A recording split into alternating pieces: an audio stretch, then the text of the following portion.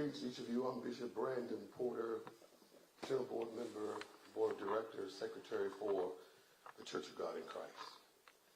In behalf of the Church of God in Christ, our presiding bishop, Bishop J. Drew Sheard, we're proud to welcome you to our world headquarters, the historic Mason Temple building, which was built in 1941 to 1945. Our founder, Bishop Charles Harrison Mason, during the Great Depression and, of course, World War II.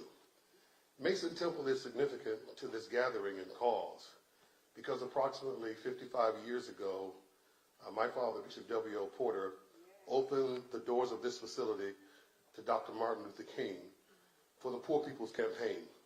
That stormy night, April 3rd, 1968, Dr. King gave his last, most profound, historic speech, "I've been to the mountaintop." Yeah. Of course, later that next morning, he was murdered at the Lorraine Motel on the balcony right here in downtown Memphis. The need for justice has brought us here again. Mr. and Mrs. Wells, the Church of God in Christ stands with you to help demand and ensure that there is justice for Tyre. We salute the aggressive, gallant efforts of Attorney Ben Crump, his staff, as you, many of them, have served our black community and in some ways become the Attorney General for Black America. The focus of work for his staff, coupled with the electricity of spontaneity of the one and only Reverend Al Sharpton, who has renewed hope in those situations which often brought despair. Finally, to the family of Tyre Nichols, we want to thank you for calming the beast in many of us. It was through your loving, God-fearing spirit that spoke nonviolence to our communities across the world that caused the devastating awake that could have happened not to happen. Though, of course, here in the city of Memphis, we applaud the efforts of our police chief and, of course, our attorney general, our mayor, in their efforts to move swiftly. As it has been mentioned, that this has become a benchmark and a blueprint for many. There's still much more work to do. But because of you, family, Ms. Wells and Mr. Wells, whom I've just met, but to watch you on the screens and to see you speak peace to a troubled nation, we must thank you. The Church of God in Christ, of course, our presiding bishop has asked the Church of God in Christ with our 6.5 million members. We're in 120 countries across the world. We're standing with you for justice for Tyre. We opened the doors 55 years ago for a just cause, and now we're opening the doors again for Reverend Al Sharpton to come and to speak life to dying situations. Yeah. This is a pivotal time for America to band together so that there is justice for all. Bishop Talbert Swan is going to come because our presiding bishop is not able to be here. He did a special message for you, and he's going to read some of his remarks concerning these events. Bishop Talbot Swan, who is our Director of Social Justice for the Church of God in Christ and one of the leading NAACP presidents in Massachusetts. Yeah. Bishop Swan is coming.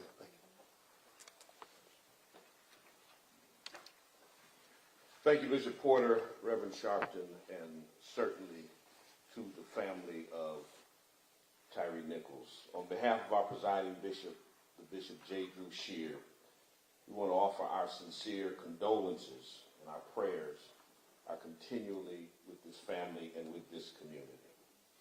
Nationwide, police have killed roughly 3 people per day consistently since 2020.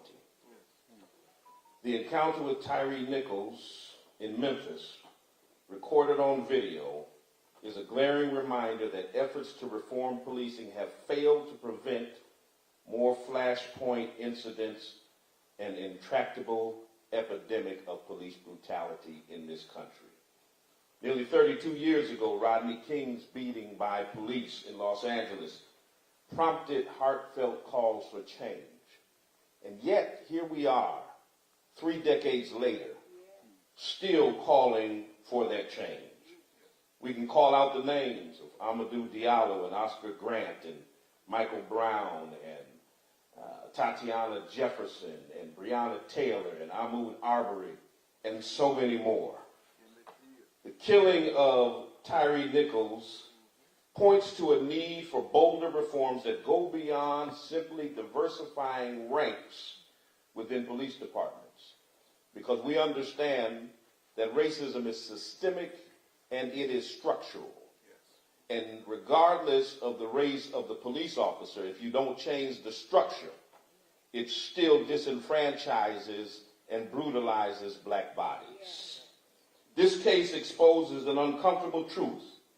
More than 2 years since we all marched in the streets in the middle of a pandemic for George Floyd and gave lip service to passing a George Floyd Justice in Policing Act, it seems to me that the stomach to go forward with this change has seemed to left those that are now comfortably nestled in Congress, who are now saying fund the police, and have forgotten about the promises that they have made to black people that put them in power.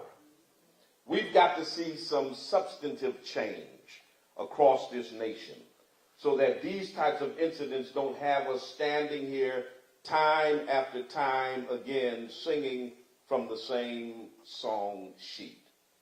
My brothers and my sisters, Dr. King quoted the prophet Amos and said that justice should roll down like waters and righteousness like a mighty stream. He stood in this pulpit 55 years ago, and he talked about getting to a promised land. He said, I may not get there with you, but we as a people will get to the promised land. May I suggest to you that as long as black bodies continue to be brutalized and extrajudiciously murdered on the streets by those that are charged to protect and serve, we haven't got there yet. We've got a long, long way to go. Let me close with the words of the late Reverend Dr. James Cone, because I want to also put out a challenge to our brothers and sisters in the faith community, that the sanctity of life includes those that are on our streets. It includes black boys and girls and black women and black children who are in our cities and in our schools. He said that any authentic theology must affirm that God is on the side of the oppressed. And we are here to say we stand with this family, we stand with God, we stand with Reverend Sharpton, and we stand with justice. The Church of God in Christ offers its prayers, but also we offer our support, we offer our voices to lift them up in this public sphere to say this has got to stop. Yes, sir.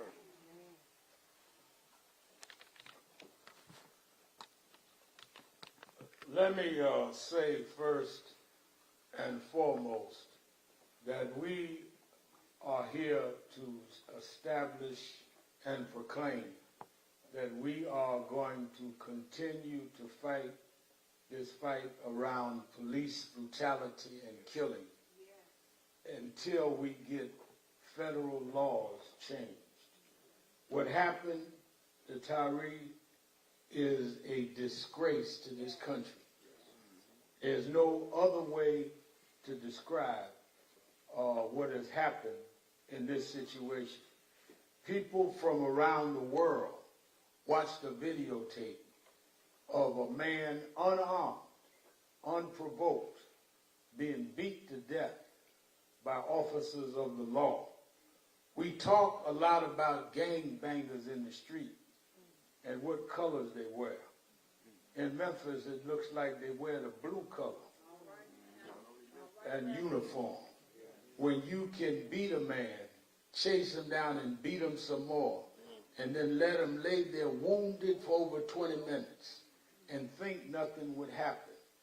You thought that no one would respond. That's right. You thought no one would care. That's right. Well, tomorrow the Vice President of the United States is coming to his funeral. And people are coming from all over the world. And we are coming because we're all Tyre now. That's right. And we're all going to stand up with this family. That's right. They will never, ever recover from the loss. Every holiday, there'll be a missing chair at their table. Every day, this mother and father and brothers and sisters will have to remember he's gone. But we will never leave them. Stephen Clark, who was killed in Sacramento by police, his brother's here tonight. He'll tell you his brother was killed years ago. He and I talk now as often as I talk to my brother. Sometimes I don't even talk to my brother. But that's a whole nother press conference. We stick with them. I brought Eric Gardner's mother is down with us. Many victims to stand with this family because this family is going to need all of our support. I want to thank Bishop Porter. I want to thank Bishop Swan. Certainly, I want to thank our presiding bishop, Bishop Sheard, who called me as soon as it happened and said that they're going to stand with the family. Tomorrow at the Mississippi Boulevard Christian Church, the funeral will start at 10:30, and we will, I'll have a lot more to say at the funeral. But I wanted to make it clear tonight that we are here. Two of our national board members are with me of National Action Network, Reverend Stephanie Bartley, who also heads our NAN Tech Center, and the Reverend Johnny Green, who is on the national board and pastors Mount Pisgah in New York. We took planes out of New York to make sure we were here with the family tonight. 55 years ago, Martin Luther King came to Memphis to fight for garbage workers. It was a rainy night, and he said that he didn't feel like he was going to speak. He sent Dr. Abernathy to speak. Dr. Abernathy got in the foyer of this church and saw it was full. And he went to the payphone and called back to Lorraine and said, Martin, you ought to come. And he come and stood in this pulpit and made a historic speech about I've been to the mountaintop and I've seen the promised land. We wanted to bring this family the night before the funeral. The night before Dr. King was killed is where he spoke. And they're standing on that ground because we will continue in Tyre's name to head up to Martin's mountaintop. That's why we wanted to start this right on this sacred ground. This is holy ground. And this family now is ours, and they're in the hands of history. And they're in the hands of those that would fight. And let me say to those nefarious citizens, no rumors on Tyre is going to justify what was done to Tyre.